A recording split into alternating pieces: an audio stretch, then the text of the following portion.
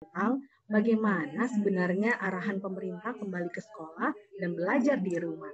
Nah, kita mau kenalan dulu nih dengan para narasumber kita. Narasumber kita malam ini ada Kamega dari Wahana Visi Indonesia. Selamat malam Kamega, boleh di-open videonya dan boleh menyapa teman-teman semua. Bisa perkenalkan diri juga ya dengan singkat. Ya. Terima kasih Kakak Meli, selamat malam Bapak Ibu yang sudah hadir di sini. Saya Mega, saya di Wahana Visi Indonesia sebagai Education Team Leader. Gitu Kak Meli. Terima kasih Kak Mega. Nah, selanjutnya kita juga mau kenalan dengan narasumber yang keren lagi. Nah, narasumber ini dari Seknas SPAB Kemendikbud, yaitu Mas Jam-Jam. Silakan Mas Jam-Jam di open videonya dan boleh kenalan dengan singkat ya. Perkenalkan namanya, terus bisa cerita sedikit apa sih SPAB itu? Seknas SPAB itu apa sih? Silakan Mas Jam-Jam. Ya, terima kasih Kak Meli. Perkenalkan nama saya Zamzam Muzaki ya, dari Sekretariat Nasional Satuan Pendidikan Aman Bencana. Suara saya jelas ya? Ya. Sekretariat Satuan Pendidikan Aman Bencana itu adalah upaya pencegahan dan penanggulangan dampak bencana di satuan pendidikan. Jadi dalam kondisi terdampak bencana, dalam situasi darurat maupun pas bencana ataupun untuk pencegahan dan pengurangan risiko bencananya di satuan pendidikan, kita ada program-program namanya program dikumpulkan ya dalam program Satuan Pendidikan Bencana. Nah, termasuk dengan WVI ini udah cukup banyak ya program yang kita jalin bersama, baik di prabencana maupun penanganan darurat maupun pasca bencana. Ya, tujuan utamanya melindungi semua warga sekolah agar selamat, sehat, kita dapat mengurangi dampak bencana dan lebih baik lagi ketika melewati situasi darurat. Ya. Terima kasih Mas Jam-Jam. Nah, selain Kamega dan Mas Jam-Jam, kita juga punya narasumber lainnya dari Bunda Nini dan Ayah Edo. Dipersilakan open videonya Bunda Nini dan Ayah Edo. Boleh perkenalkan secara singkat. Halo. Malam. Malam. Dengar suaranya ya? Dengar. Ya. Nama saya Ayah Edo. Saya seorang staf swasta dari sebuah yayasan. Saat ini saya dengan didampingi istri saya. Halo, saya Nini. Saya seorang ibu rumah tangga, punya 2 orang putri yang cantik, satu kelas 5 SD dan yang satu sekolah terapi berkebutuhan khusus di Pontianak. Terima kasih Bunda Nini dan Ayah Edo. Selamat malam. Baik, terima kasih. Nah, Ayah Bunda, kita akan mengawali diskusi kita malam ini dengan mendengarkan paparan singkat tentang Wahana Visi Indonesia, juga latar belakang mengapa sih webinar ini diselenggarakan, dan juga akan ada pemaparan tentang program pendidikan apa saja yang dilakukan oleh Wahana Visi Indonesia selama masa pandemi. Nah, dipersilakan untuk Kamega. Terima kasih Kak Meli, saya izin share screen ya. Ya, ada peribahasa katanya tak kenal maka tak sayang. Jadi supaya lebih kenal, saya mengenalkan Wahana Visi Indonesia untuk yang belum kenal atau untuk lebih kenalnya lagi yang sudah tahu Wahana Visi Indonesia. Jadi bencana pandemi COVID-19 ini, Wahana Visi Indonesia melakukan respon dalam berbagai sektor seperti kesehatan, perlindungan anak, dan juga kesejahteraan. Untuk program pendidikan sendiri, Wahana Visi Indonesia berada di 14 provinsi, 52 kabupaten kota, dan 656 desa kelurahan, mulai dari Indonesia Barat, ada di Nia Selatan, sampai Indonesia Timur di Papua seperti Sentani, Biak, dan Lanijaya.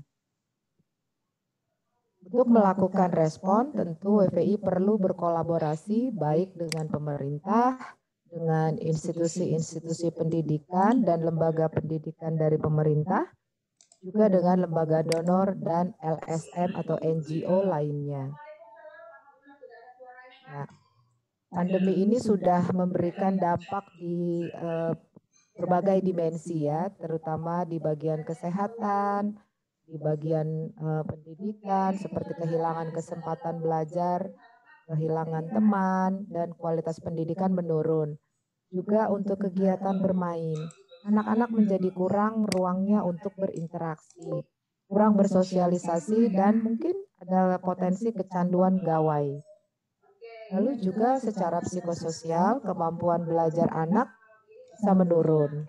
Semangatnya pun untuk belajar bisa menurun dan untuk ekstrimnya kesehatan mentalnya dapat saja terganggu. Semuanya ini mempengaruhi hak anak, terutama untuk pemenuhan kebutuhan bagi semua anak. Nah, di bulan Mei, Wahana Pesisir Indonesia sudah melakukan penilaian cepat untuk inisiasi pemulihan dini. Dengan data dasar ini, WVI kemudian menentukan program untuk menjawab kebutuhan dan tantangan yang ada. Untuk akses anak sudah ada 68% anak yang dapat mengakses belajar baik lewat daring dan luring. Berarti masalahnya masih ada 32% lagi anak yang belum mempunyai akses belajar baik luring ataupun daring. Jadi 1 dari 3 anak masih belum punya akses belajar. Dan ini ada yang lain-lainnya ya. Nanti materi ini bisa dibagikan. Nah, ini yang menjadi tantangan belajar anak. 37% menjawab mengatur waktu belajarnya masih kesulitan. Masih 30% yang sulit untuk memahami pelajaran. Untuk akses ada 24% yang punya kendala koneksi internet. 21% masih sulit memahami instruksi guru. Dan 11% menilai tugas terlalu banyak. Jadi yang dibutuhkan anak 63% adalah buku teks. Ini semuanya berhubungan dengan akses, baik buku gambar, paket data, dan alat kerajinan atau seni. Terkait pengasuhan dan perlindungan anak, ini satu hal yang menarik karena rapid need assessment ini dinilai diberikan kepada orang tua dan juga kepada anak. Ada hal yang cukup kontradiksi, orang tua menilai 64% orang dewasa menyatakan sudah melakukan pengasuhan positif tanpa kekerasan. Namun ketika ditanya anak menjawab 61% responden anak masih mengalami kekerasan verbal dan 11% masih mengalami kekerasan fisik. Dari data-data yang ditemukan itu, WVI kemudian merancang program pendidikannya dari bulan April 2020 hingga bulan September 2021. Respon ini terbagi menjadi 2 dengan penerima manfaatnya kepada anak dan juga nanti kepada orang dewasa. Untuk anak adalah peningkatan akses belajar, baik yang cetak maupun daring. Juga ada dukungan psikososial dan kegiatan rekreasi untuk anak. Juga ada webinar untuk orang dewasa. Diberikan ada bantuan tunai bagi guru honorer, komite yang melakukan kunjungan ke rumah. Dan juga ada serial pelatihan pengasuhan untuk orang tua.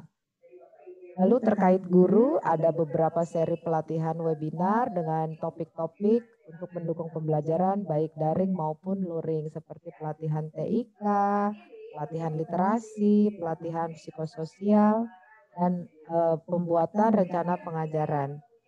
Juga ada diberikan sosialisasi untuk kebijakan-kebijakan atau protokol dari Kemendikbud dan mendistribusikan bahan ajar. Untuk dukungan kebijakan, WVI juga aktif beradvokasi baik di level nasional dan juga di level kabupaten dan provinsi. Nah, ini terkait orang tua ada beberapa pelatihan, topik pelatihan untuk orang tua, yaitu pengasuhan anak baik usia PAUD, SD, dan juga remaja. Kenapa ya ini penting? Karena orang tua mempunyai peran-peran sebagai menjamin keselamatan dan kesehatan anak, Orang tua juga punya peran untuk mendampingi anak belajar di rumah, dan juga orang tua mempunyai peran mendukung psikososial anak. Oke, ini ada waktu-waktunya, nanti kita akan melaunching dan juga modul-modul ini nanti setelah di launching bulan Agustus tanggal 21, Bapak Ibu nanti bisa mengakses dengan mendownload buku-buku pengasuhan ini dari website WVI. Nah, ini rencana yang akan dilakukan mulai bulan Agustus sampai 2021 September. Ada tentang akses belajar kepada anak, ada peningkatan kapasitas guru dan orang tua, untuk teknologi informasi dan komunikasi, psikososial, literasi, pengasuhan untuk orang tua, dan tetap melanjutkan advokasi kebijakan. Sejauh ini dari bulan Maret sampai bulan Juli ini sudah ada 33.451 anak mendapat dukungan pendidikan. Ada 6.528 guru sudah mendapat pelatihan merancang pembelajaran dan lain-lainnya tentang TIK, teknologi informasi komunikasi, dan lewat webinar. Ada 9.231 orang tua pengasuh sudah mendapat pelatihan pengasuhan anak. Tentunya ada tantangan-tantangan dan rekomendasi untuk menjawab tantangan ini. Rekomendasinya kita akan tetap melanjutkan distribusi sarana penunjang belajar, tetap melakukan peningkatan kapasitas guru dan orang tua, dan juga tetap mengadvokasi kebijakan. Nah, akses Bapak Ibu bisa mengakses bahan-bahan ini di website WVI dan juga di YouTube WVI. Nah, tentunya program-program WVI ini membutuhkan sumber daya, baik sumber daya biaya, mengharap partisipasi orang tua atau Bapak Ibu untuk bisa berpartisipasi dengan mendonasikan kepada Wahana Peace Indonesia. Apabila Bapak Ibu tertarik untuk berpartisipasi, menyumbang waktu dan tenaganya, silakan bergabung menjadi relawan WVI, silakan berbagi karena ada sektor pendidikan, kesehatan, perlindungan anak, dan Bapak Ibu nanti bisa men-share talentanya supaya mungkin mau jadi ilustrasi atau mau jadi narasumber di beberapa kegiatan WPI ke depan. Baik, sekian dari saya, Kakak Meli. Saya kembalikan ke Kak Meli. Terima kasih Kak Mega buat perkenalannya tentang Wahana Peace Indonesia. Jadi Ayah Bunda, Bapak Ibu, kalau mau tahu lagi lebih dalam tentang Wahana Peace Indonesia, seperti yang sudah disampaikan oleh Kak Mega, bisa lihat di www.wahanapisi.org ya Kak Mega ya. Terima kasih. Nah, sekarang kita mau masuk dalam diskusi kita yang lebih dalam lagi. Nah, kita mau panggil nih Mas Jam-Jamnya. Mungkin Mas Jam-Jam sudah boleh open video ya. Nah, kita mau tanya-tanya nih Mas Jam-Jam. Dengan situasi yang sekarang ada, dengan situasi belajar dari rumah dan ada yang sebagian sudah kembali ke sekolah. Nah, mungkin Mas Jam-Jam bisa cerita nih, kebijakan apa saja sih yang sudah dikeluarkan oleh pemerintah terkait dengan belajar dari rumah atau terkait dengan kembali ke sekolah. Terus kebijakan-kebijakan itu tujuannya atau prinsipnya apa aja sih? Bisa dijelaskan ya. Oke, terima kasih Kak Meli. Jadi saya izin share screen ya, Bapak Ibu ya. Nah, sudah terlihat belum ya? Sudah, Mas.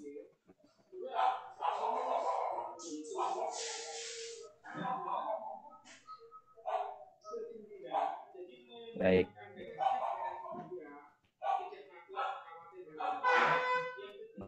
Halo Mas Jam-Jam. Halo. Mungkin bisa dibantu share screen-nya kali ya. Nggak terlihat Mas. Kait dengan kebijakan anggaran pendidikan di masa ini. Halo? Halo, suaranya Mas Jam-Jam putus-putus. Mas Jamil suaranya putus-putus. Lihat ya, udah ini saya stop dulu. Mungkin di stop dulu aja share screen-nya, nanti dibantu oleh rekan saya untuk share screen. Dari rekan saya, Gracia atau Hana boleh bantu share screen. Halo Bu Meli. Oke, suaranya Mas Jam-Jam terdengar. Silakan Mas. Iya. Baik, mungkin langsung ke kebijakannya aja ya, karena tadi disebutkan kebijakan, mungkin di terus satu lagi dulu yang ke atas yang ada pembagian zona itu. Nah, yang pendidikan slide 5. Baik Bapak Ibu, terkait dengan pendidikan di masa COVID ini, sesuai dengan arahan gugus tugas dan keputusan bersama 4 menteri tentang penyelenggaraan pendidikan di masa COVID di tahun ajaran baru 2020-2021, penyelenggaraan pendidikan itu dilaksanakan berbasis pada zona risiko COVID yang telah ditetapkan oleh gugus tugas. Nah, saat ini ada 19% kabupaten kota yang masuk dalam zona hijau, 41% kuning, kemudian orange 33 dan 7%-nya merah. Nah, kalau dilihat dari jumlah satuan pendidikannya, hanya 8% ternyata satuan pendidikannya ada di zona hijau. Kemudian dari jumlah siswanya hanya 7%, sisanya di luar zona hijau. Nah, kebijakannya adalah yang zona hijau itu boleh menyelenggarakan tatap muka di satuan pendidikan. Di luar zona hijau tetap melanjutkan belajar di rumah sebagaimana yang telah dilaksanakan sejak akhir Maret ya. Jadi Kemendikbud telah mengeluarkan kebijakan pertama bulan Maret waktu itu adalah SE nomor 4, Surat Edaran nomor 4 tahun 2020 tentang kebijakan pendidikan selama masa COVID.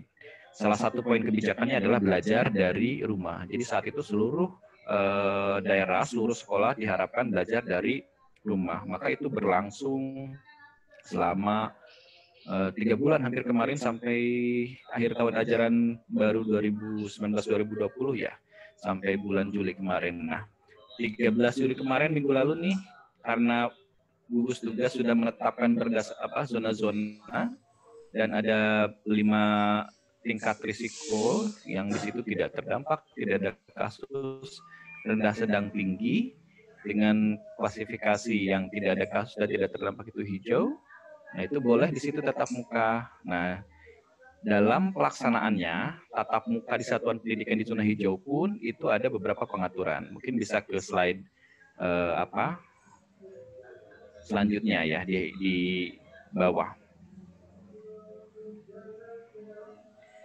Nah, pengaturannya adalah siapa yang boleh, Mas boleh dilanjut aja ke slide yang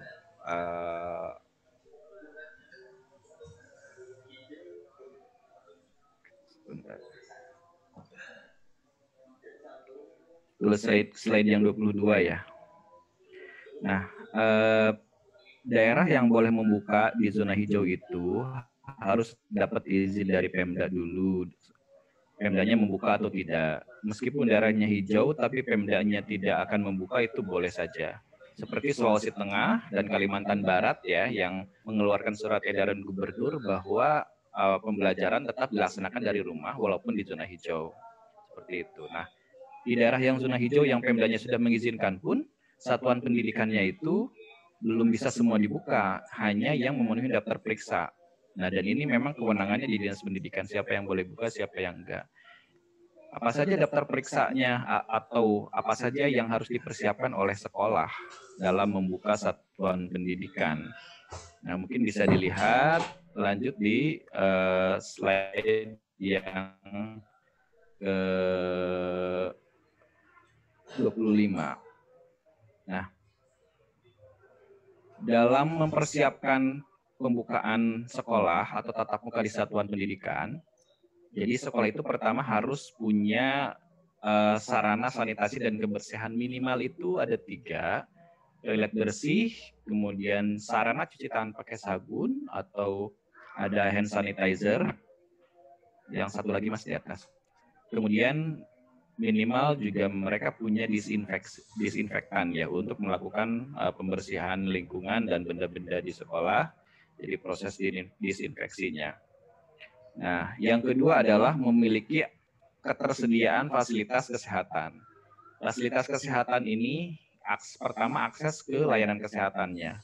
Sekolah ada nggak tuh akses ke layanan kesehatan, ke puskesmas, ke klinik atau rumah sakit, gitu rujukan COVID dan lain sebagainya. Kemudian punya APD minimal masker. Kemudian punya termogan untuk melakukan screening pengukuran suhu tubuh ya. Kemudian juga sekolah itu harus punya data siapa warga sekolahnya yang rentan. Pertama, yang memiliki komorbid atau penyakit penyerta. Jadi kalau ada guru misalkan ya, Bapak Ibu bisa cek di covid19.go.id yang komorbid penyakit penyerta yang paling banyak berdampak pada penderita COVID itu apa? Yaitu yang diantaranya ya, ada diabetes, penyakit jantung, kemudian hipertensi, darah tinggi, asma, dan lain sebagainya. Nah, bagi warga sekolah yang punya komorbid, penyakit penyerta, itu boleh ke sekolah tapi dalam kondisi terkontrol. Jadi kalau dalam kondisinya tidak terkontrol, misalkan lagi kambuh, itu nggak boleh ke sekolah. Nah, sekolah harus punya datanya. Yang kedua, warga sekolah yang tidak bisa ke sekolah dengan aman. Jadi harus pakai transportasi umum, dan di transportasi umumnya itu nggak bisa jaga jarak gitu ya. Terlalu banyak lewat kerumunan orang dan lain sebagainya, sehingga riskan lah rawan ke sekolah. Yang ketiga, yang punya riwayat kontak atau pernah riwayat perjalanan dari daerah yang transmisinya tinggi atau daerah zona merah lah, katakan seperti itu. Dan belum menyelesaikan masa isolasi selama 14 hari. Nah, itu juga kelompok rentan. Kejadian kemarin di Kota Pariaman, jadi ada salah satu guru yang baru mengunjungi saudaranya yang sakit gitu ya. Nah, dia kemudian ke sekolah. Nah, ternyata setelah dilakukan rapid kemudian swab, itu guru tersebut positif dan menularkan ke operator. Nah, itu di Kota Pariaman kan hijau, jadi boleh tatap muka saat itu. Nah, itu 13 masuk, tanggal 20 dilakukan ketahuan tes, kemudian langsung ditutup. Jadi sekolah yang harus punya prosedur ketika daerah ya, Dinas Pendidikan dan pemerintah daerahnya punya prosedur, kalau ada temuan itu langsung ditutup. Jadi nanti kan zonanya juga berubah, kemudian berarti daerahnya tidak lagi zona hijau gitu, berubah jadi kuning. Jadi sudah ada kasus. Nah, kemudian sekolah juga sebelum membuka adalah ada komitmen dengan seluruh warga sekolah bahwa siap melaksanakan pembelajaran tatap muka dengan aman, dengan menerapkan protokol kesehatan. Nah, bagi sekolah itu harus mengisi daftar periksa. Sekarang sih udah 30 lebih ya, 30% lebih ini data tanggal 20 Juli kemarin. 30% lebih yang sudah mengisi, sekitar 160 ribuan lebih sekolah yang sudah mengisi, bahwa mereka ada yang siap dan tidak siap. Jadi ada yang tersedia, ada yang belum tersedia. Kalau lihat memang data dari keseluruhan yang didapodik di slide selanjutnya, jadi sarana CTPS di kita tuh memang sih masih mengkhawatirkan. Jadi kalau misalkan berapa persen SD yang punya sarana CTPS minimal 1 per sekolah, itu ada 64%. Berarti ada 35%-an lebih itu belum punya sarana CTPS. Nah, kalau ditarik lagi, sarana CTPS yang cukup. Berapa sekolah yang punya sarana CTPS yang cukup? Hanya 17% untuk SD. Yang cukup itu artinya dengan rasio jumlah siswa ya, satu kelas minimal 1 sarana CTPS. Jadi hanya 17% yang punya rasio yang cukup. Yang ada satu kelas itu 1 sarana CTPS. Jadi memang ini tantangan kita, tapi kita coba ada program juga untuk peningkatan sarana CTPS ini dengan menggunakan dana BOS atau opsi-opsi sarana CTPS yang mudah dikembangkan di sekolah tanpa dengan biaya yang mahal dan sebagainya. Yang penting sekolah itu punya rencana bahwa di sekolahnya harus menyediakan sarana CTPS sebagai bagian dari pencegahan dan pengendalian COVID salah satunya. Nah, ketika dibuka sekolah ini udah siap gitu ya, udah memenuhi terperiksa, kemudian orang tuanya tidak mengizinkan, orang tua boleh. Jadi sekolahnya sudah buka, orang tuanya itu saya merasa bahwa belum aman nih mengizinkan anaknya ke sekolah, saya mau memilih untuk tetap BDR saja, itu boleh, silahkan. Orang tua tidak dipaksa atau anak tidak dipaksa harus ke sekolah ketika sekolah dibuka.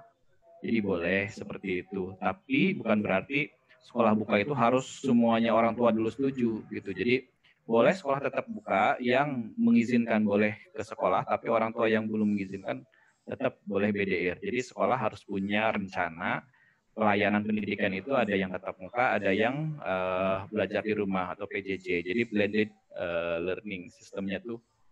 Nah, dan itu juga tugas guru jadi bertambah dong. Tugas sekolah jadi agak ribet dong. Ada yang harus BDR, ada yang harus di sekolah. Nah, itu memang ya itulah tantangan saat ini kita demi melayani anak-anak, karena prinsip kita adalah keselamatan dan kesehatan nomor 1 gitu ya. Jadi walaupun demikian layanan tetap harus berjalan. Jadi dengan segala keterbatasan tadi yang disampaikan Kak Mega terkait dengan tantangan, masalah yang paling besar adalah masalah akses terhadap sumber belajar. Itu memang yang perlu sama-sama kita pikirkan, khusus untuk anak-anak yang memang belum bisa mengakses sumber belajar baik daring maupun luring. Sementara itu Kak Mega ya yang bisa saya sampaikan, nanti kita bisa diskusi lebih lanjut.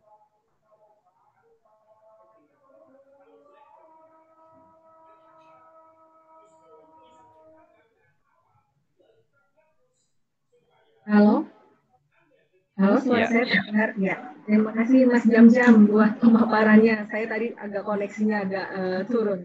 Ya, saya masih ada pertanyaan buat Mas Jam-Jam. Tadi saya tahan dulu ya. Saya mau tanya ke Bunda Nini dan Ayah Edo, boleh di-open videonya nih. Kita mau tanya-tanya, tadi sudah dengar nih ya cerita dari Mas Jam-Jam. Katanya kalau misalnya orang tuanya masih nggak mau anaknya sekolah, padahal sekolahnya udah tatap muka, itu juga boleh. Nah, saya juga mau tanya dulu nih, sebelum mau masuk ke sekolah, kan kita sekarang masih belajar dari rumah ya. Nah, kira-kira nih Bunda Nini sama Ayah Edo, gimana sih caranya mendampingi anaknya tadi? Ada 2 orang ya, ada yang kelas 5 SD sama ada yang membutuhkan terapi. Nah, itu gimana caranya mendampingi anak di rumah saat BDR? Mungkin bisa diceritakan gitu selama masa pandemi.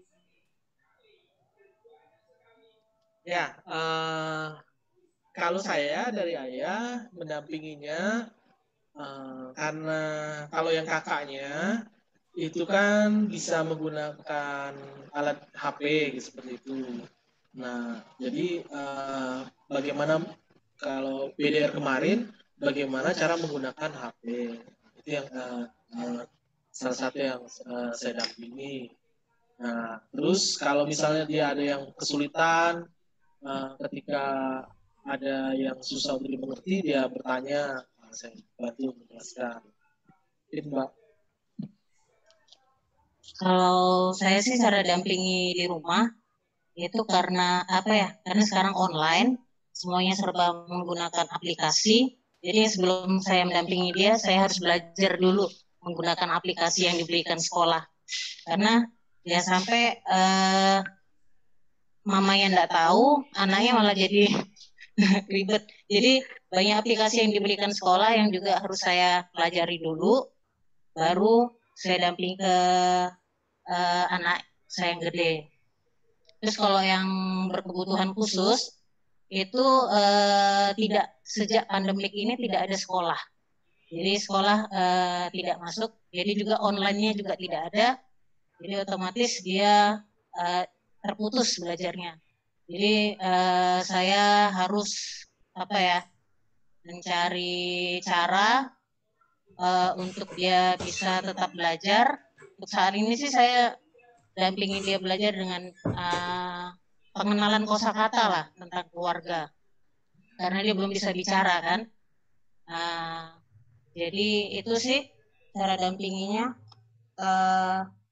Kesusahannya sih ya aplikasi, tapi enaknya sejak ini saya jadi bisa jadi bisa menggunakan aplikasi, bisa membuat video, bisa mengembangkan konten video yang diberikan sekolah gitu. Jadi makin kreatif ya bundanya ya. Iya, memang yang saya tambahkan untuk anak saya yang putri pertama kan SD ya, dia bisa mengikuti. Memang jadi kesulitan buat kami itu untuk putri kami yang kedua karena berkebutuhan khusus kan. Nah, kami pun bingung karena sekolah tidak ada memberikan materi jarak jauh, dan kami pun bingung mau mulai seperti apa. Itu jadi kendala buat kami juga ketika untuk putri kedua kami yang berkebutuhan khusus. Nah, putri kedua kami itu kan umurnya 6 tahun. Jadi belum ya, hampir 6 tahun dan seperti pelafalan huruf vokal A, I, U, E, O, pengenalan keluarga ayah, papi, mami ya. Iya, iya. Wah, terima kasih kan, ini justru pandemi ini Bunda Nini sama Ayah Edo semakin lebih kreatif ya, meskipun memang kelihatan banyak sekali challenging-nya ya dari teknologi, internet dan segala macamnya. Nah, kembali ke Mas Jam-Jam nih, Mas Jam-Jam. Boleh di-open aja Mas Jam-Jam videonya. Nah, Mas Jam-Jam, Bunda Nini sama Ayah Edo nggak apa-apa ya, kita open video aja nih. Nih Mas Jam-Jam, kalau tadi kan denger nih dari Bunda Nini dan Ayah Edo, katanya ada challenge-nya anaknya yang berkebutuhan khusus, ternyata nggak mendapatkan pembelajaran sama sekali, jadinya di rumah aja, jadinya orang tuanya jadi lebih kreatif. Sebenarnya saya ingin tanya nih dari Kemendikbud sendiri, untuk mendukung program belajar dari rumah itu apa saja sih program-programnya? Nah, mungkin ada salah satu program juga yang bisa membantu seperti Bunda Nini dan Ayah Edo untuk anak-anak yang berkebutuhan khusus. Boleh diceritakan nggak Mas Jam-Jam program-program dari Kemendikbud itu apa aja yang boleh diakses sama orang tua? Iya, terima kasih Kak Meli. Fasilitasi pembelajaran jarak jauh, memang kita kerjasama ya sama penyedia pembelajaran daring, mulai dari Google, Microsoft, Ruang Guru, dan berbagai platform online lah. Itu yang secara daring. Nah, yang luring memang kita ada spesifik belajar dari rumah melalui TVRI. Di TVRI itu mungkin bisa dibantu slide juga, di slide juga ada sebenarnya. Di slide yang ke mungkin Kak Cia boleh atau Kak Hana boleh bantu. Di slide yang ke-15 ya. Nah, untuk yang belajar dari TVRI itu dari jam 8 sampai jam 11 itu untuk berbagai jenjang. Kemudian ada terkait pengasuhan. Ada terkait pengasuhan yang 15 ya. Nah, terkait pengasuhan yang TVRI coba di 16. Yang TVRI di 16 itu di slide 16. Jadi dari jam 8 sampai jam 10, kemudian dari jam 10.30 sampai jam 11 itu terkait ada pengasuhan. Di situ juga ada yang untuk penyandang disabilitas, yang untuk pendidikan khusus ya. Nah, kalau terkait dengan spesifik peningkatan kapasitas pendidik, orang tua, P4 TK, TKLB, jadi itu pusat peningkatan kapasitas guru terutama untuk TK dan pendidikan luar biasa, itu tiap harinya ada webinar. Bisa dicek di di media sosialnya P4 TK, TKLB, TKPLB. Itu setiap hari pasti ada terkait dengan apakah media belajar untuk yang beragam disabilitas, misalkan untuk tunanetra menggunakan media audio ya, kita ada radio edukasi, kemudian juga kerjasama dengan RRI. Nah, untuk yang memang yang spesifik seperti untuk anak autis, untuk yang disabilitas mental, tunagrahita, intelektual gitu ya, itu juga ada beberapa sesi-sesi yang bisa di ini. Kemudian kami sedang menyusun memang secara spesifik panduan khusus untuk yang BDR, belajar dari rumah, untuk yang penyandang disabilitas. Itu mungkin dalam 2 minggu ke depan sudah bisa di-share. Tapi intinya fasilitasi pembelajaran jarak jauh ini kita maksimalkan gotong royong ya. Jadi memang dari sisi ekspertis perguruan tinggi, profesional, terapi, psikolog dan sebagainya itu juga banyak yang punya fokus di sini. Kita fasilitasi itu dalam bentuk pedoman, penyediaan media ajar yang bisa aksesibel untuk berbagai ragam disabilitas.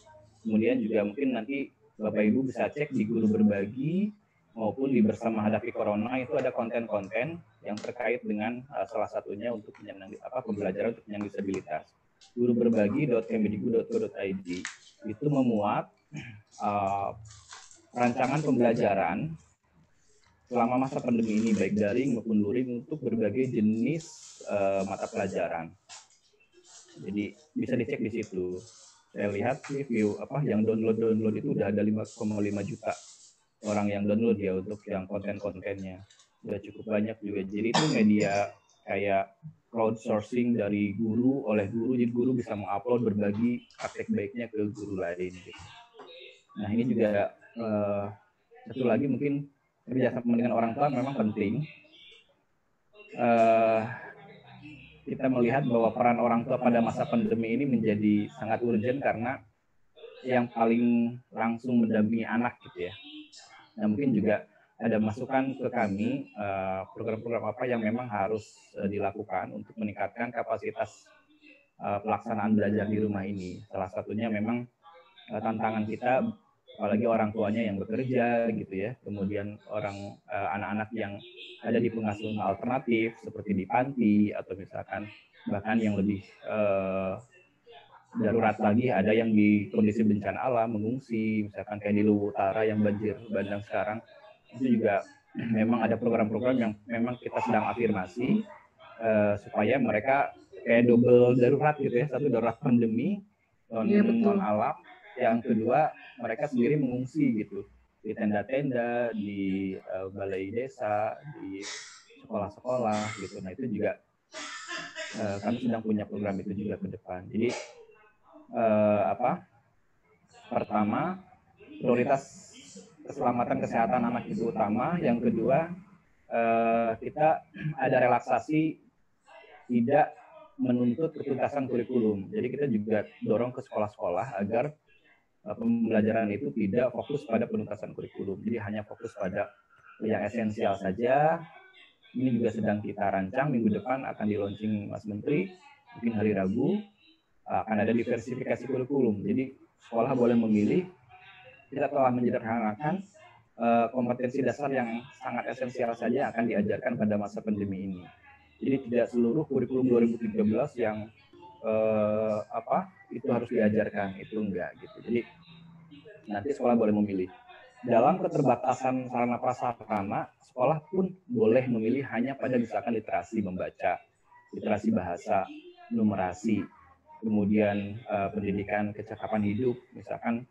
Kalau dari sisi penyandang disabilitas kan ada aspek perkembangan yang sesuai dengan jenjang usia atau sesuai dengan kemampuan yang ingin dicapai oleh anak itu, aspek perkembangannya apa. Nah itu yang esensial-esensial saja.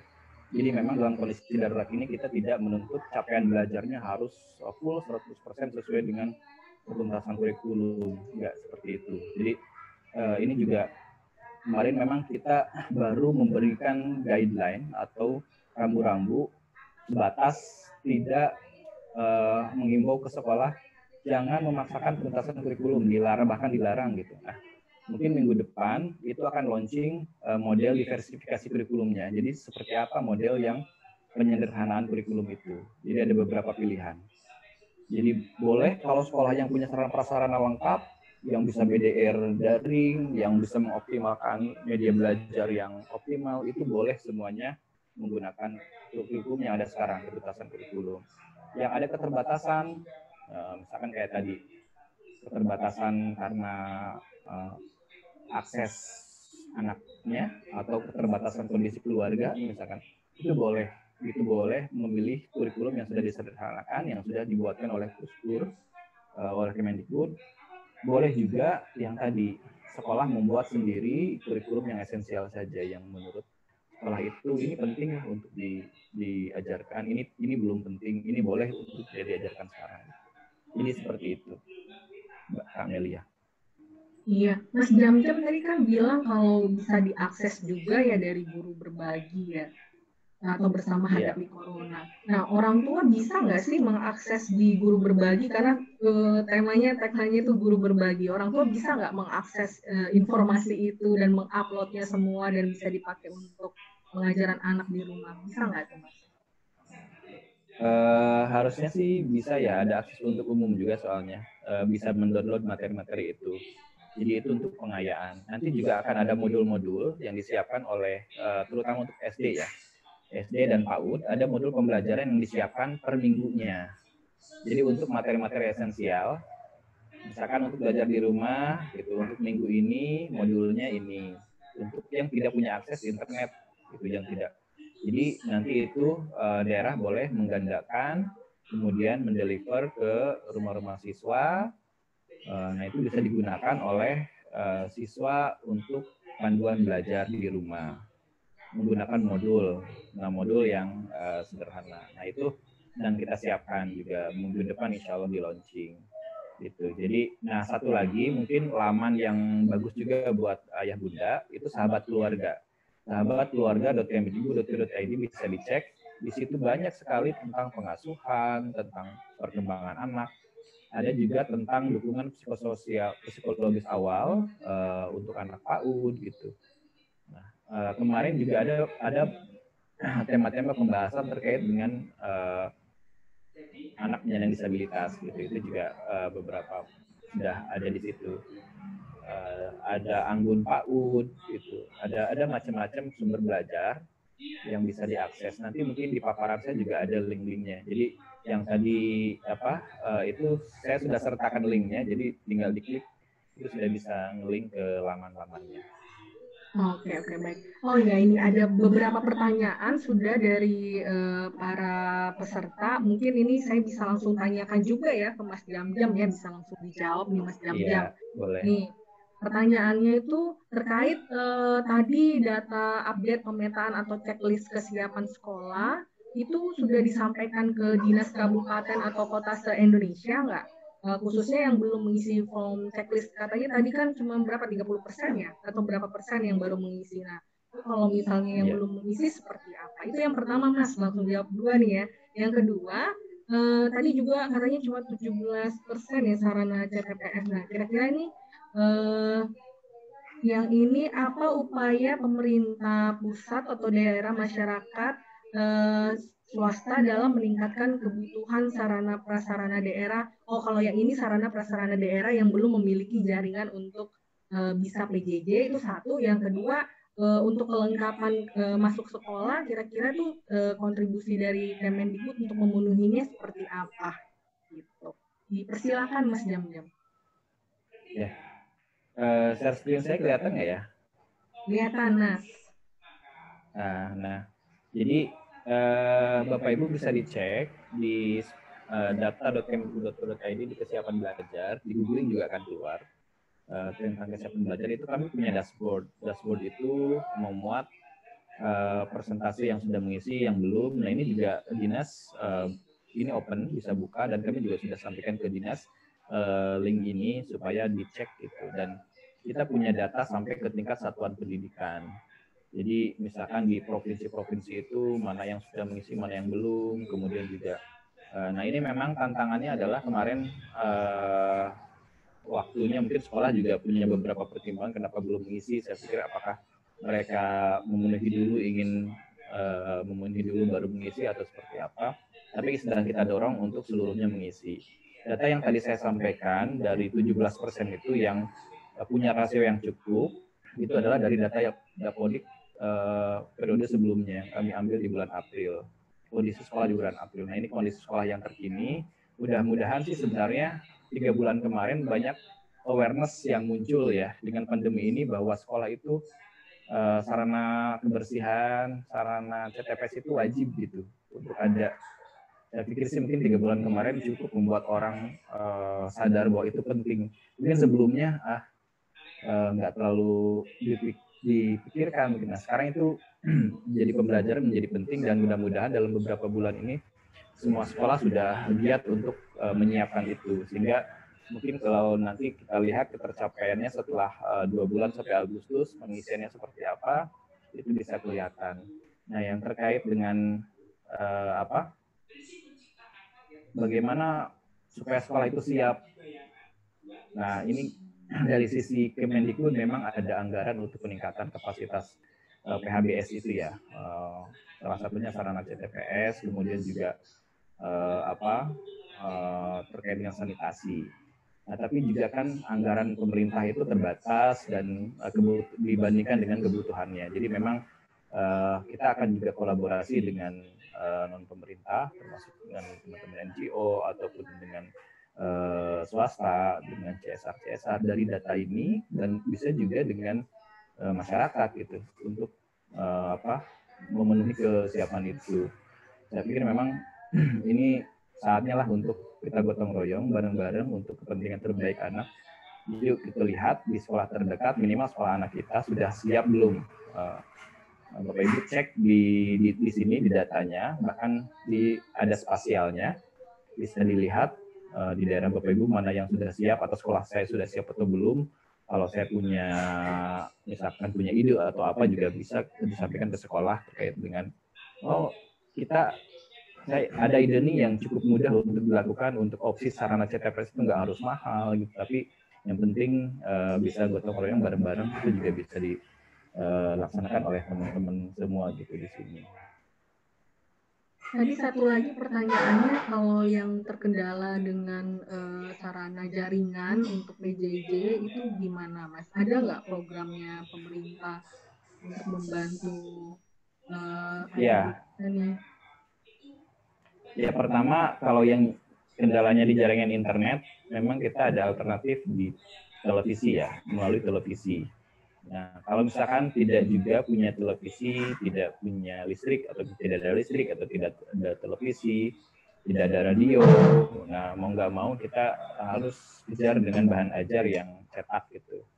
Nah, ini juga sedang disiapkan modul-modulnya.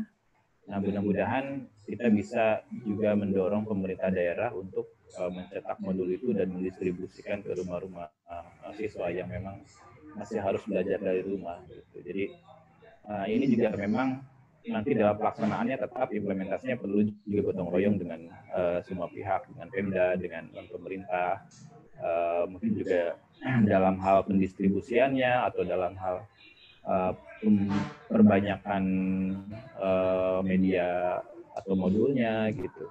Kemudian juga bisa pendampingan belajarnya. Nah, karena di banyak daerah sekarang sudah banyak guru-guru yang punya inisiatif untuk melakukan guru kunjung kan.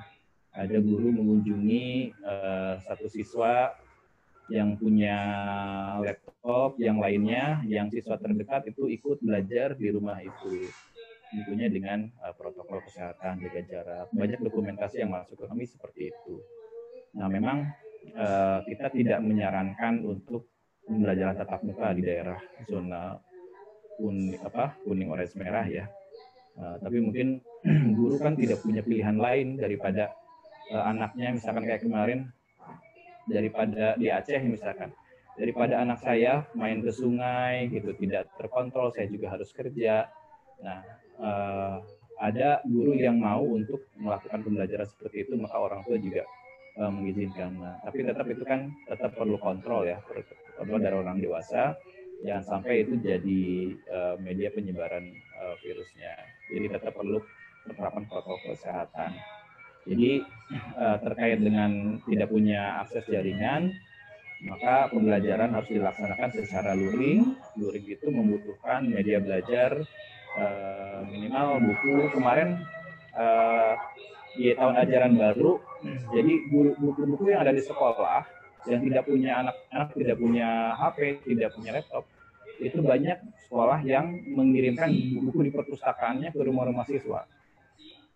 Nah, dan itu seminggu 2 kali guru itu mengunjungi siswa itu memberikan tugas terstruktur gitu. Itu juga bisa dilakukan sebenarnya. Jadi asal tadi ya tetap ketika ada pertemuan atau melakukan perjalanan, protokol kesehatan itu wajib dilaksanakan. Nah, kalau yang punya akses tapi nggak punya daya beli paket kuota nih, Mas.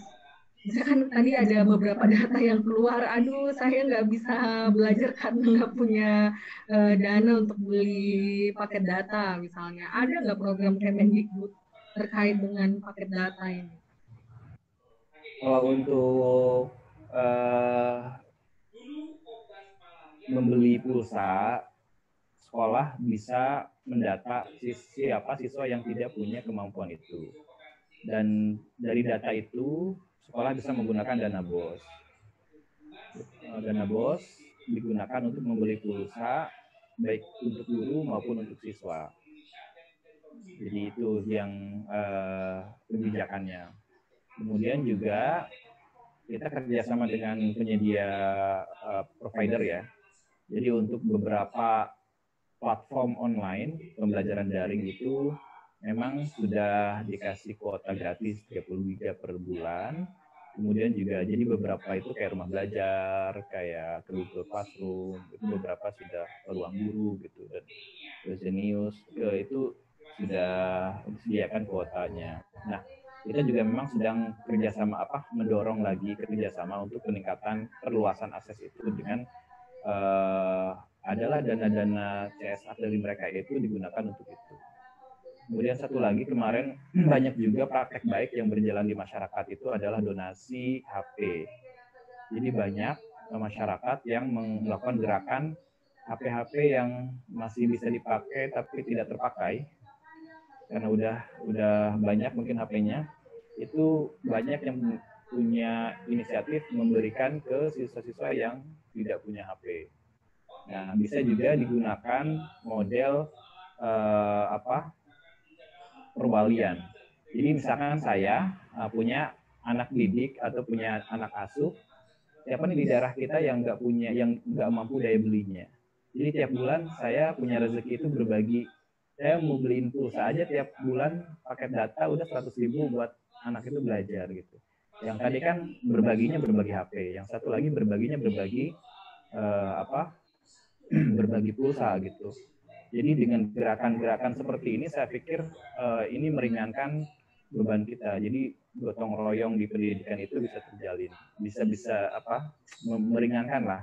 Karena kalau dari hanya mengandalkan pemerintah dengan birokrasi, dengan administrasi, saya pikir tidak akan terselesaikan dengan cepat, tapi bisa dibantu dengan model seperti itu, model gotong royong seperti itu. Jadi itu ya, kalau dari sisi regulasi, dari sisi bagaimana kita mendorong provider untuk bisa murah lah, bisa menyediakan afirmasi misalkan dari mereka itu ada nggak yang murah gitu paket data itu 50% gitu khusus untuk kalau dia misalkan pelajar gitu atau misalkan untuk kebutuhan pembelajaran. Itu juga kita sedang dorong dengan baktinya Kominfo.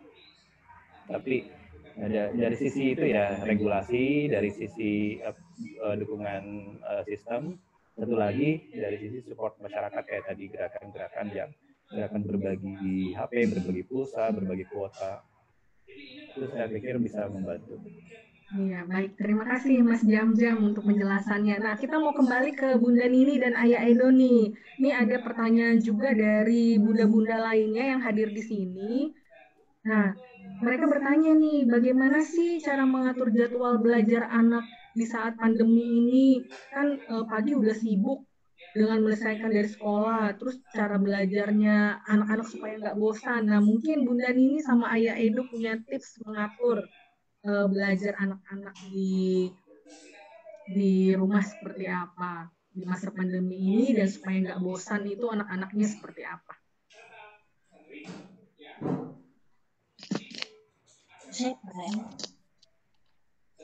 Pertanyaannya, gimana cara mengatur jadwal belajar anaknya Bunda Nini sama Ayah Edo di masa pandemi ini? Terus gimana sih caranya supaya anaknya nggak belajarnya tuh nggak bosan? Kan pagi-pagi sudah sibuk tuh ya Bunda Nini dan Ayah Edo ya. Nah itu gimana tuh caranya mengaturnya? Mungkin bunda-bunda yang lain butuh tips nih. Nggak ada tips sih, sharing aja ya. Silakan. Kalau pagi kan itu sekarang anak-anak udah sekolah online ya. Jadi kalau anak saya yang pertama itu jam 8 itu udah masuk online itu sampai jam 10.30. Jadi karena dia sudah terbiasa pegang HP dan aplikasi, jadi itu bisa saya tinggalkan. Nanti kalau misalnya sudah selesai ada kesulitan atau ada tugas, biasa sih yang dia kesulitan itu kadang upload gitu. Itu akan saya dampingi. Kemudian setelah itu sih setelah itu udah sih kita nggak repot lagi kan.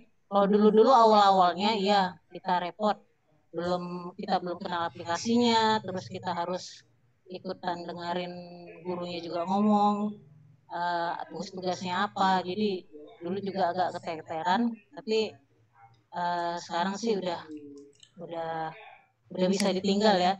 Jadi sih sekarang tinggal menikmati. Maksudnya apa sih? Anaknya udah bisa mengikuti sendiri gitu. Terima kasih. Nah, pertanyaan lagi nih. Kan tadi sudah dijelaskan sama Mas Jam-Jam bahwa sekolah itu harus memenuhi daftar periksa baru akan dibuka sekolahnya. Apalagi kalau zonanya udah hijau dan sudah memenuhi standar daftar periksa bisa tuh masuk sekolah. Bunda Nini dan Ayah Edo kira-kira untuk menuju anak-anak sudah bisa kembali sekolah, kira-kira ada persiapan khusus nggak buat anak-anaknya kembali ke sekolah? Terus gimana nih perasaannya kalau anaknya kembali ke sekolah? Apakah senang ataukah ada perasaan-perasaan lain kalau anaknya sudah mulai tatap muka di sekolah? Kalau saya pribadi sih sebenarnya masih khawatir ya. Kita masih ada takut-takutnya gitu. Cuman gimana ya? Ya, kalau ya tadi masih khawatir ya kami ya. Apalagi kan putri kami yang pertama tadi dibilang kalau asma tuh salah satu penyakit bawaan kan. Nah, Rochelle itu ada asma. Nah, terus terang saya paling khawatir kalau misalnya ada pertemuan sudah masuk sekolah seperti biasa seperti itu. Terus demikian juga untuk putri kami kedua kalau misalnya dia udah masuk sekolah, tentu saya lebih khawatir karena kan dia berkebutuhan khusus. Nah, dia apa istilahnya tuh ya enggak mengerti lah kalau harus pakai masker seperti itu. Nah, kalau untuk saat ini sih Rochelle kami ajarin kalau ya menggunakan masker, mencuci tangan, ya kami kepikiran juga kalau apakah perlu pakai face shield seperti itu. Tapi ya PHBS itu ya kami coba latih lah, cuman memang masih khawatir sih karena dia punya penyakit bawaan asma tadi seperti itu. Yang kami coba dampingi ke dia adalah bagaimana dia supaya kalau keluar ya pakai masker seperti itu. Jadi agak paranoid sih, cuman ya kita ajarin lah dari sekarang. Iya, khawatir juga sih mikirnya sekolah ini kan banyak ratusan siswa. Apakah sekolah bisa benar-benar menerapkan protokol kesehatan itu? Sedangkan kan anak-anak harus jaga jarak. Anak-anak kan untuk jaga jarak susah ya. Dia kalau udah ketemu teman main langsung bergerombol. Itu sih yang kita khawatir. Apalagi satu kelas anak itu ada sekitar 38 anak. Nah kalau misalnya di dalam satu kelas itu mepet gitu, ya rata-rata sih kalau saya sih masih khawatir sih gitu. Walaupun Pontianak udah zona hijau ya, masih kuning. Itu sih. Iya ya, jadi khawatir ya karena budayanya belum masif banyak ya untuk anak-anak bisa teratur mengikuti protokolnya. Nah ini ada satu pertanyaan lagi nih Kak Bunda Nini dan Ayah Edo. pertanyaannya, kira-kira harapannya Bunda Nini sama Ayah Edo ke pemerintah untuk pembelajaran daring bagi anak-anak disabilitas tuh apa? Mungkin bisa disampaikan harapannya buat pemerintah.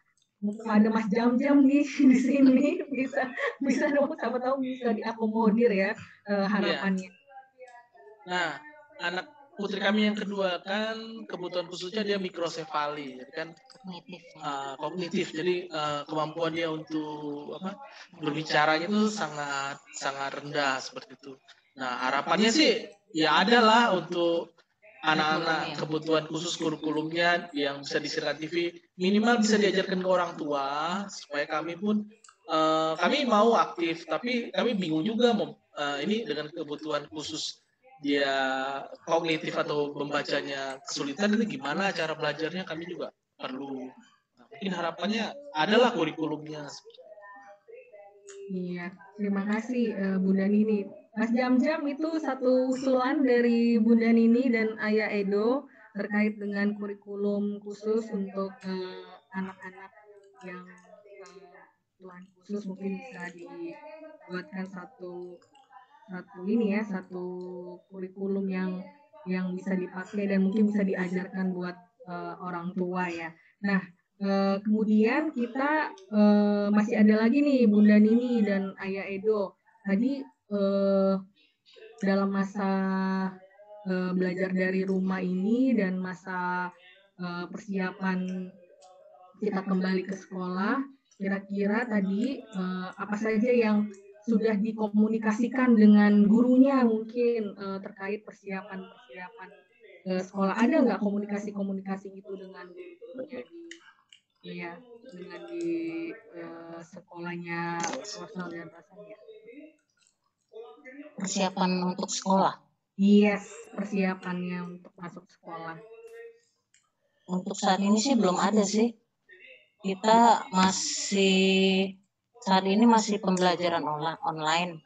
Belum ada info akan ada sekolah tatap muka. Berarti saat ini masih belajar dari rumah ya? Iya. Komunikasi dengan gurunya sih melalui WA group. Ya. Jadi orang tua itu semuanya di sekolah itu memfasilitasi semua tergabung dalam satu grup, misalnya kelas 5, ada grup kelas 5 seperti itu. Jadi komunikasinya itu sebenarnya. Jadi informasi pun sebenarnya dari guru-guru dari sekolah itu orang tua bisa dapat ya informasinya. Nah, kalau dari Mas Jam-Jam sendiri, Mas Jam-Jam tadi sempat lockout ya. Kembali lagi nih. Mohon maaf. Tadi usulan dari Bunda Nini dan Ayah Edo itu ada kurikulum khusus untuk juga kurikulumnya itu bisa nanti diajarkan Bu ya Nini dan Ayah Edo ini sehingga mereka pun bisa mengajarkan anaknya. Nah, tadi juga ada kekhawatiran dari Bunda Nini dan Ayah Edo kalau mau masuk sekolah gitu terkait budayanya anak-anak di sekolah. Apa iya anak-anak bisa tuh pasang maskernya lama, terus jaga jarak, kemudian taat untuk cuci tangan. Nah, itu kan bisa aja budaya itu belum ada. Nah, sebenarnya SOP standar operasional prosedur di sekolah itu tuh jadi tanggung jawabnya siapa untuk memastikan anak-anak itu bisa memenuhi protokol itu. Kemudian daftar periksa yang tadi apakah harus semuanya dipenuhi itu, Mas Jam-Jam? Kalau misalnya cuma 1, 2, 3 aja, apakah sudah bisa tuh diizinkan untuk buka sekolah atau seperti apa nih, Mas Jam-Jam? Ya, terima kasih, Mbak. Terkait dengan kurikulum tadi ya, kurikulum untuk anak penyandang disabilitas, tentunya juga ragam disabilitasnya bermacam-macam. Kita sedang siapkan juga untuk modulnya, mudah-mudahan juga bisa ada mungkin lebih banyak ke tips kalau orang tua ya, tips atau misalkan cara-cara bagaimana mendampingi anak dengan ragam disabilitas atau sesuai dengan kebutuhan anaknya. Nah, ini juga akan coba kita sampaikan, ada media KIE yang bisa diakses, yang mudah untuk dibaca oleh orang tua gitu ya. terkait dengan bagaimana pendampingan anak untuk penyandang disabilitas di rumah. Insya Allah nanti kita coba follow up. Terkait dengan daftar periksa, itu memang yang minimal kita sediakan karena aturan dari gugus tugas waktu dulu, aktivitas yang boleh dibuka itu ketika memenuhi prasyarat aman. Nah, prasyarat amannya itu adalah bagaimana pelaksanaan kegiatan itu tidak menimbulkan klaster baru. Salah satunya dengan menerapkan protokol kesehatan. Protokol kesehatan itu bisa dilaksanakan tentunya dengan ada sarana prasarananya, kemudian juga ada data-data yang mendukung gitu. Makanya kita sampaikan daftar periksa seperti itu. Nah, terkait dengan pembiasaan perilaku ya, ini memang yang harus diajarkan mulai dari rumah. Jadi kan pemahaman anak itu harus dibuka atau diajak diskusi, berdialog untuk memahami kondisi dan memahami apa yang terjadi sebenarnya dengan COVID ini, cara meresponnya, cara mencegahnya, kemudian bagaimana ketika kita di keluar rumah, di tempat umum, di tempat publik, nah itu juga yang perlu diajarkan. Perlindungan individu yang wajib itu adalah penggunaan masker yang punya komorbid seperti asma tadi ya, yang Ayah Edo tadi sampaikan, itu pakai masker medis. Jadi yang kita sarankan kan masker kain tuh untuk yang tidak punya komorbid. Tapi bagi yang punya komorbid disarankan menggunakan masker medis ke sekolah dan wajib menggunakan masker medis dan disarankan menggunakan face shield. Jadi face shield itu hanya disarankan saja. Kemudian jaga jarak. Nah ini memang harus ditekankan. Kenapa sih harus jaga jarak? Nah itu mungkin yang perlu dipahami oleh anak. Saya kan kangen sama temen gitu, udah lama gak ketemu, pas ketemu langsung pengennya pelukan atau misalkan main.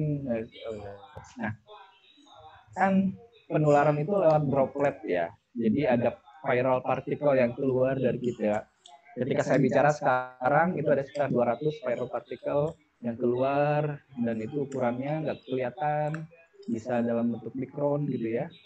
Dan bahkan WHO dalam rilis terbarunya ada kemungkinan bisa menyebar airborne di kondisi-kondisi tertentu, misalkan di ruang tertutup yang ventilasinya buruk gitu ya, kayak di rumah sakit, kemudian di pusat kebugaran, disebutkan di tempat paduan suara, jadi orang pada ini.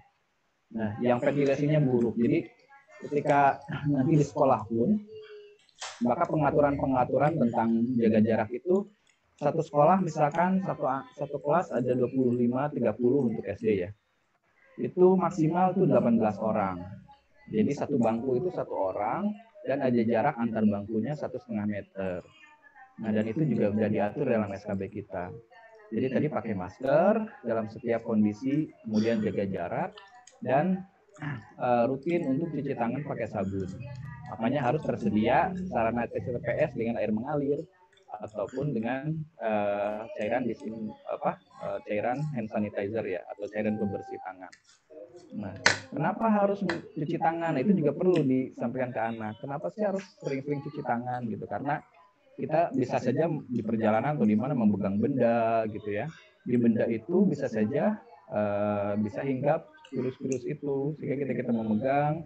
Kemudian biasa kan kita suka gatal ya, pengen ini, pengen itu, makanya kita ya pakai masker, nggak boleh memegang. Etika pakai masker juga harus diajarkan dengan baik, cara menggunakan masker ini seperti apa gitu. Nah, dan yang paling penting bagi anak kan anak itu mengerti kenapa gitu harus seperti itu.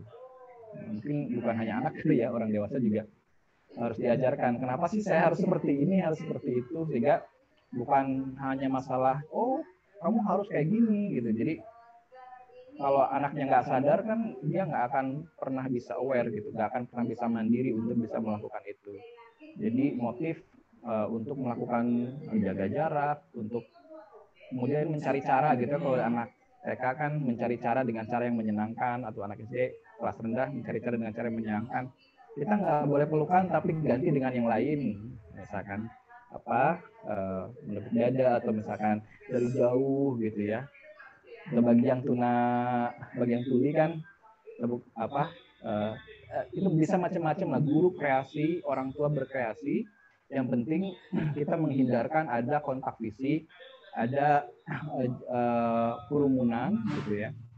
Makanya 2 bulan pertama setelah masuk itu kantin belum boleh buka, kegiatan olahraga juga belum boleh buka. Selain KBM itu nggak boleh buka. Kemudian titik penjemputan, kemudian juga sebelum masuk harus ada screening, kemudian setelah ada etika ketika masuk rumah, setelah dari luar itu seperti apa, itu juga dibahas. Bahkan seluruh pakaian segala macam harus langsung di tempat untuk dicuci, kemudian kita bersihkan badan, cuci mandi dan sebagainya. Benda-benda didisinfeksi gitu ya. Nah itu juga harus dilakukan protokol kesehatannya. Sehingga pembiasaan itu saya pikir akan bisa, anak-anak itu akan bisa kita dengan pertama dibiasakan tauladan dari orang dewasanya, kemudian juga ada pengawasannya gitu ya, ada pengawasan dari guru, dari orang dewasa sekitar, kemudian juga ada media-media kayak yang menarik untuk anak yang selalu diingatkan untuk tetap pakai masker dengan benar, jaga jarak, gitu, dan sebagainya. Ya, itu memang kan tantangan terbesar kita kan perubahan perilaku ya, perubahan perilaku itu. Nah dan ini bisa kita dorong lewat pendidikan di rumah, di sekolah gitu. Jadi dan nanti yang mulai buka pun adalah jenjang SMP ke atas. Kenapa jenjang SMP ke atas yang mulai duluan dibuka? Karena kemampuan secara mandiri untuk menerapkan protokol kesehatan. Jadi misalkan Kota Pontianak kan ini belum hijau. Kalau saya tadi lihat di Kalimantan Barat itu ada Skado, Kota Singkawang itu hijau minggu ini tuh. Itu boleh buka itu SMP SMA ke atas. Nah SD itu belum boleh buka. Jadi boleh buka itu nanti 2 bulan setelah yang SMP-nya buka. Jadi kalau bulan Juli udah buka, nanti baru bukanya itu September SD itu. Nah untuk PAUD November gitu 2 bulan setelahnya. Dan 2 bulan ketika masuk itu ada masa transisi itu. Jadi kayak gitu. Jadi masa transisi itu ada pengaturan tadi jumlah orang di kelas, kemudian kantin belum boleh buka, olahraga juga.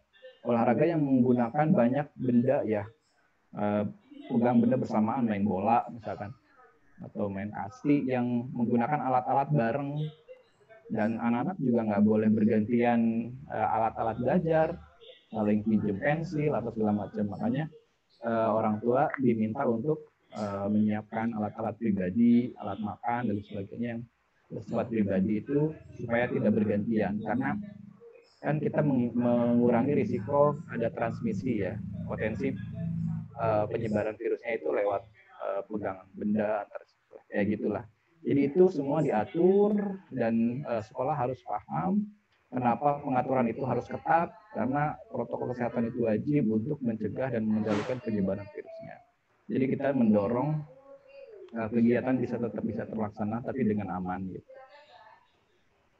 Ya. Kan berarti utamanya adalah pembiasaan di rumah ya, Mas Jam-Jam ya. Ya, mulai dari rumah. Ya, dimulai dari rumah ya, bagaimana membiasakan anak-anak, bahkan orang dewasa sendiri ya, harus bisa dibiasakan dengan ini kebiasaan-kebiasaan baru ya. Nah, Mas Jam-Jam tadi sempat mengatakan disarankan guru kunjung kalau bisa jangan gitu ya. Sarannya gitu kan ya tadi ya. Kalau bisa jangan, cuman kan memang di konteks beberapa daerah kan emang sulit. Kemudian peraturan dari SKB 4 Menteri bahwa baru zona hijau yang boleh buka sekolah, dan itu pun harus memenuhi daftar periksa tadi kan. Nah ini ada pertanyaan, Mas Jam-Jam, dari seorang guru dan unsur yayasan di salah satu kota di Kota Bandung, dia meminta pencerahannya dari Mas Jam-Jam nih. Saat ini mereka melaksanakan PJJ atau BDR, dan beberapa orang tua siswanya itu sebagian besar dua-duanya tuh bekerja gitu. Dan mereka mengeluhkan nggak ada anaknya yang bisa mendampingi. Jadi mereka mengusulkan tuh, kalau nggak salah Bandung mungkin belum hijau ya Mas ya, masih merah ya. Mereka orang tuanya mengusulkan untuk tatap muka tapi sembunyi-sembunyi Mas. Oh iya. Ini pertanyaan nih dari salah satu seorang guru. Nah di satu pihak guru ini memaklumi kondisi para orang tua yang tadinya kesusahan untuk mendampingi anaknya karena dua-duanya bekerja, anaknya di rumah belajar kan. Namun kalau misalnya nggak ada siswa, akhirnya orang tua tidak mau anaknya sekolah, Nah, guru-guru ini khawatir gitu, siapa yang mau menggaji mereka, karena mereka dari yayasan kan. Terus di pihak lain nggak mau mengambil resiko juga melanggar ketentuan yang ditetapkan oleh pemerintah ini. Nah, guru ini mengusulkan apakah bisa ada pihak Kementerian Tenaga Kerja ikut membuat kebijakan terkait solusi ini gitu, bukan hanya dari SKB 4 Menteri itu, tapi juga dari Menteri Tenaga Kerja karena ya tadi ya ada isu tadi kemungkinan orang tuanya yang nggak mau sekolahkan anaknya akhirnya nggak ada uang sekolah lagi dan gurunya nggak dapat gaji gitu. Gimana tuh Mas Jam-Jam? Iya, ini memang salah satu dampak adalah penurunan kesejahteraan ya, karena banyak orang tua yang nggak mau membayar SPP karena merasa anak saya yang ngajar adalah saya bukan guru gitu. Jadi bahkan banyak daerah yang sekolah yang mengurangi kan SPP-nya juga. Itu pertama, kita di BOS memang boleh digunakan untuk menggaji guru ya. Jadi tanpa harus ada beban belajar 24 jam. Jadi sekolah itu boleh kan, dan yayasan juga boleh menerima dana BOS kan. Sekolah itu boleh menerima dana BOS, yang swasta juga boleh. Jadi silahkan gunakan itu. Yang kedua, terkait dengan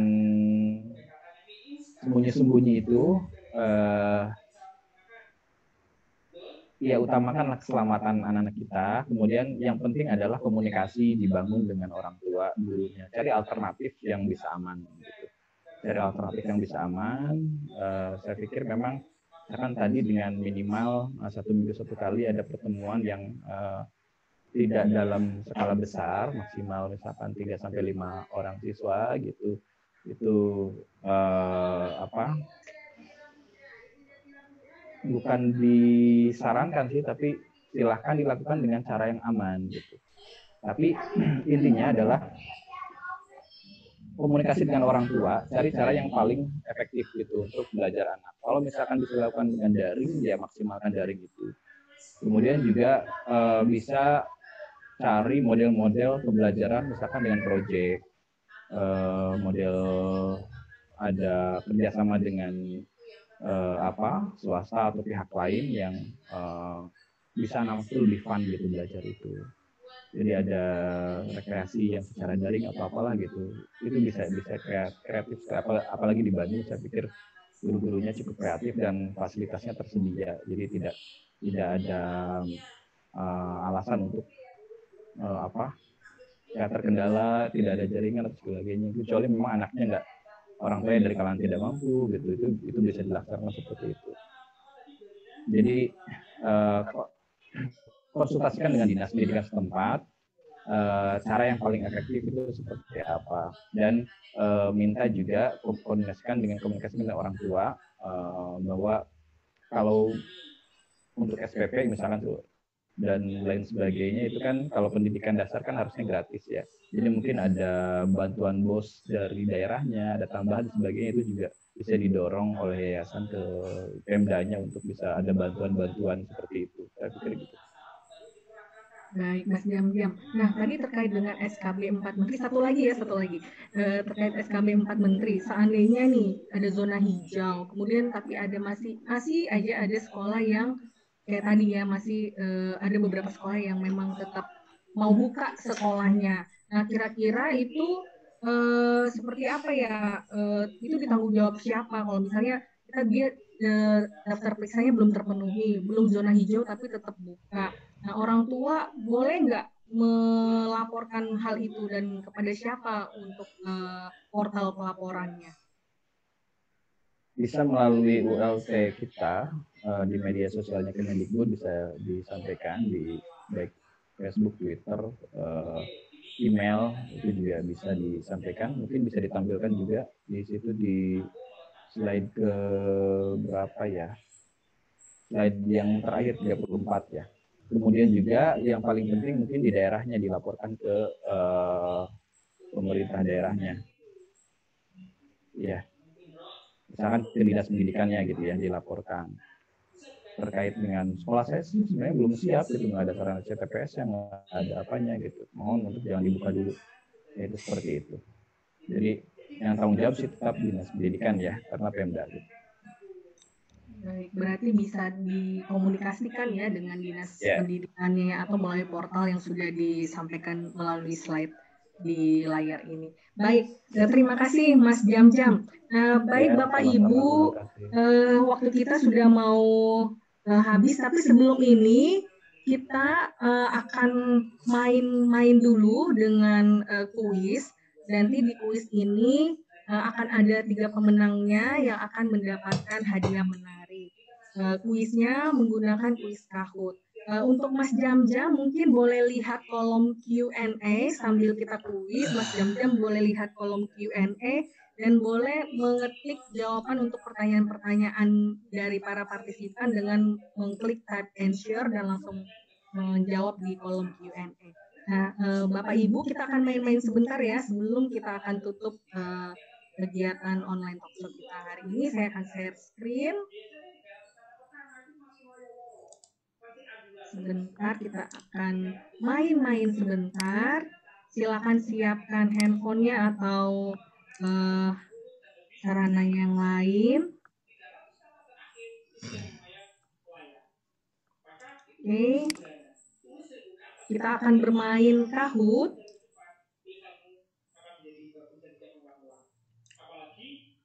Oke, silakan Bapak Ibu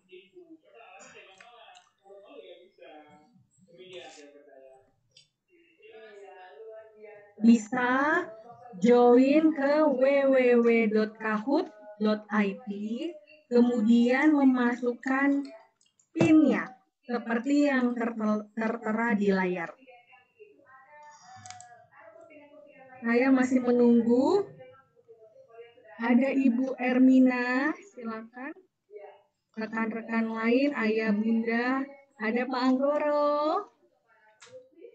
Ada hadiah menarik untuk 3 orang pemenang. Baru 2 orang, silakan Bapak Ibu yang lain bisa ikut join dalam permainan ini. Dengan klik www.kahoot.it, ada Ibu Nori, Ibu Dwi Purwestri, baru ada 4 orang, 5 orang. Peserta kita tadi ada banyak ya, saya masih menanti.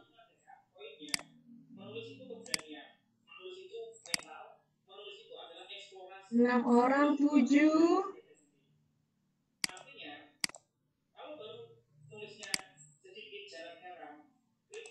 Saya tunggu Bapak Ibu yang lain partisipasinya. Ada Martin.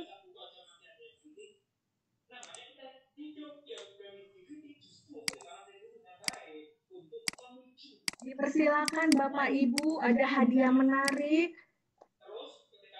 Baru 11 orang, saya tunggu Bapak Ibu yang lain.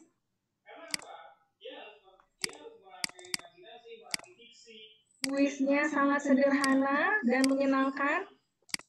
Baru 11 orang, 12, 13, 14 orang, 15 orang, 16. Baru 16 orang, saya tunggu Bapak Ibu yang lain.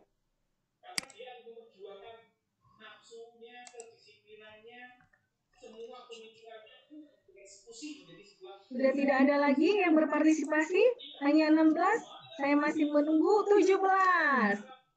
Ada lagi 18.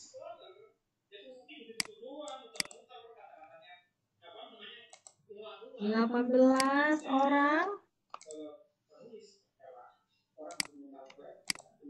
Tidak ada lagi. Saya close. Kita mulai permainan. 18, 19, 20. Tidak ada. Oke, kita mulai. Kita mulai permainannya.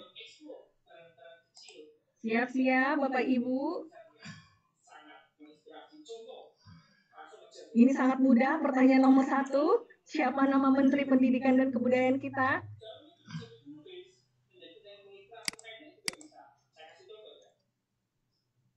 Gimana jika ini ya tanpa ceruk? Maka tidak ada mesin jahit Baru 12 orang yang menjawab, 13, 14. Ya, saya tunggu. Oke. Untuk jawaban nomor 1 ada 9 orang yang benar menyebutkan nama Menteri Pendidikan kita yaitu Nadiem Makarim. Selanjutnya, di posisi pertama adalah Nori untuk jawaban nomor 1. Selanjutnya, apa kepanjangan dari BDR?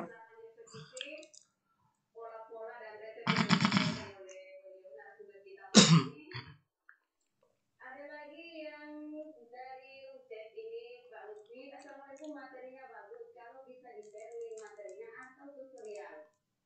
Usulan pembuatan paragraf. Jadi boleh minta share screen materinya. Bisa tidak share screen materi? Oke, ada 12 orang yang menjawab dengan benar yaitu belajar dari rumah. Posisinya masih di urutan pertama adalah Nori. Selanjutnya, yang ketiga. Adakah Bapak Ibu yang tahu pedoman BDR diatur dalam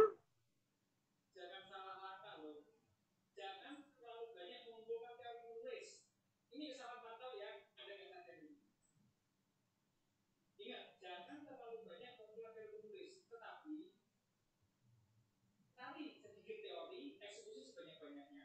Karena apa? Dalam eksekusi sebanyak-banyaknya itu, kita sebagai orang kreatif menemukan cara sendiri, menemukan pola sendiri. Begitu. Oke, ada 9 orang yang menjawab benar, yaitu surat edaran nomor 15 tahun 2020. Dan masih Nori di urutan pertama. Nomor 4, siapakah yang menjadi sasaran dalam pedoman BDR?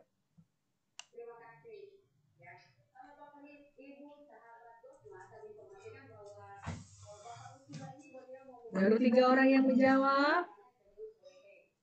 Materi kita pada malam hari ini adalah pengantar untuk Bapak Ibu. Jadi bila Bapak Ibu berminat untuk mendalami lebih lanjut tentang teknik-teknik kepenulisan dan ingin menjadi penulis-penulis yang lain dan lainnya, bisa langsung baru 12.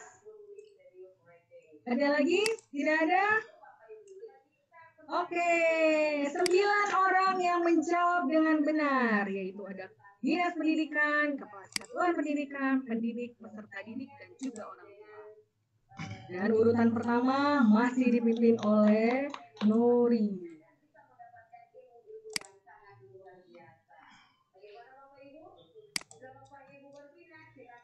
Nah, apa saja pedoman, apa saja metode pelaksanaan BDR?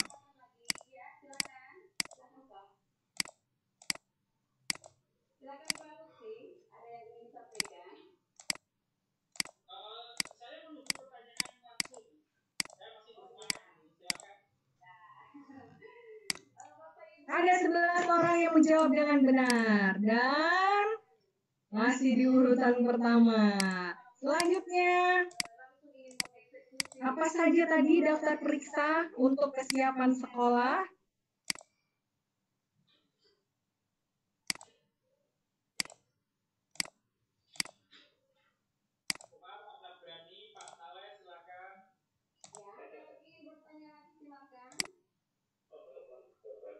Ya, betul ya, semua jawaban benar.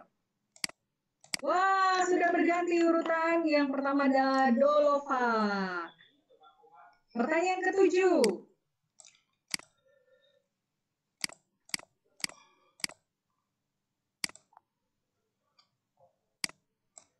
Panduan penyelenggaraan pembelajaran tahun ajaran sekolah tertuang dalam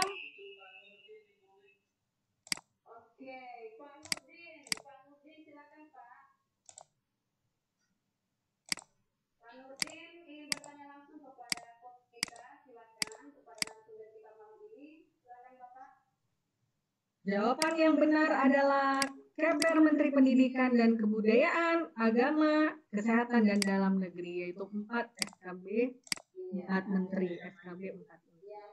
Dan masih diungguli oleh Dolova. Kedelapan, berapa ketentuan jaga jarak untuk pendidikan dasar dan menengah? Tadi sudah dijelaskan oleh Mas Jam-Jam.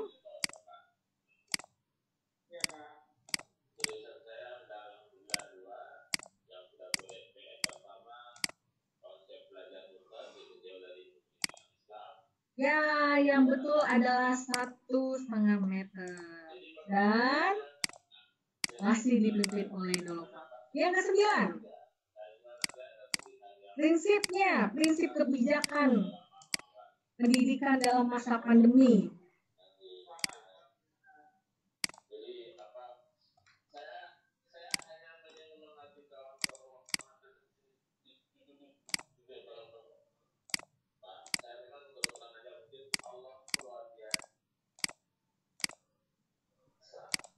Ya, betul ya. Kesehatan dan keselamatan siswa, gurunya, tenaga pendidikan, keluarga, dan masyarakat. Ya, terakhir. Yang terakhir, nah, informasi tentang WPI bisa diakses melalui apa, Bapak Ibu? Yang sangat saya syukuri Bapak luar biasa pada waktu itu saya belum punya sama sekali ide Pak. Adalah hari pertama saya hari pertama saya belum sama sekali. Ya, betul ya. Semuanya benar. Bisa melalui website wahanavisi.org, melalui Instagram wahanavisi_id, atau di YouTube juga. Dan pemenangnya, ketiga pemenang adalah pemenang ketiga, Ibu Ermina. Pemenang kedua, Dolova. Dan pemenang pertama adalah, siapakah dia? Pak Anggoro. Oke, baik. Terima kasih kepada 3 pemenang. Selamat.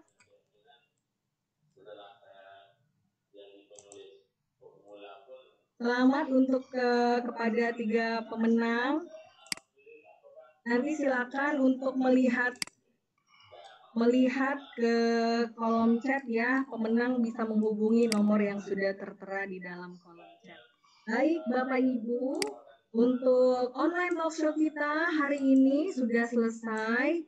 Mohon maaf untuk salah-salah kata, tapi sebelumnya kita akan dengarkan closing statement dari para narasumber kita. Silakan di open video para kakak-kakak, Mas dan Bunda, untuk kita mau closing statement buat malam hari ini. Dimulai dari Bunda Nini dan Ayah Edo, mungkin ada closing statementnya untuk bunda-bunda atau ayah-ayah yang hadir saat ini, dipersilakan. Ya, ya kalau saya pertama pasti kalau menjelang BDR ataupun menjelang bila nanti hijau sekolah baru, ya doa sih yang pertama ya, karena kita pasti akan mendoakan semoga ke depan anak-anak kita tetap sehat, lancar. Apalagi kan kami punya putri satu sehat tapi punya asma, yang satu kebutuhan khusus, ya kami mendoakan semoga segala sesuatunya dapat berjalan baik. Namun kami juga selain mendoakan yang kami mau kerjakan, kami juga mau mengerjakan apa yang kami doakan itu. Bagaimana kami mendampingi putri, pembiasaan-pembiasaan baru, perubahan ke depan pasti ada, yang kami harus langkah ke depan karena ini sudah harus terjadi, ya kami berusaha positif. Dan kami untuk yang anak kami, putri kami kedua yang punya disabilitas, ya kami harus lebih proaktif mungkin, karena ya makin kesulitan kami, tapi kami yakin mudah-mudahan dapat dukungan dari pemerintah Indonesia untuk hal itu. Dari saya, istri saya. Kalau saya tetap optimis di masa pandemik ini, optimis ini bisa berlalu lah dan kita bisa hidup normal seperti dulu lagi. Terus buat ibu-ibu jangan lelah mendampingi anak-anak, walaupun kadang memicu stunting, tapi tetap terus belajar bersabar, banyak bersabar, terus banyak berkreatif supaya anak-anak di rumah bisa belajarnya bisa seneng ya, nggak bosan juga. Ya memang hal tersulit itu mencari kreativitas, tapi ya itu tantangan kita gitu sebagai orang tua. Terima kasih Bunda Nini, Ayah Edo, tetap optimis ya dan kreatif. Pandemi ini pasti berlalu. Terima kasih buat closing statement-nya. Selanjutnya dari Mas Jam-Jam, dipersilakan closing statement-nya. Ya, terima kasih Kak Meli, Kak Mega, dan semua teman-teman webinar ini. Keselamatan, kesehatan adalah yang paling utama saat ini. Jadi program yang kita laksanakan baik belajar dari rumah maupun pembelajaran tatap muka di sekolah itu memang harus disesuaikan dengan kondisi sekarang, di mana yang diutamakan adalah keselamatan kesehatan itu. Yang kedua, tadi benar kreativitas itu adalah tidak bisa diperintahkan ya. Kalau itu.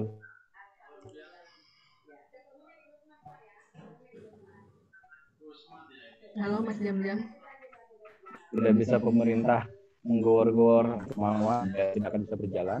Jadi memang ujung tombak kita ada di sekolah, ada di guru, ada di orang tua. Jadi dukungan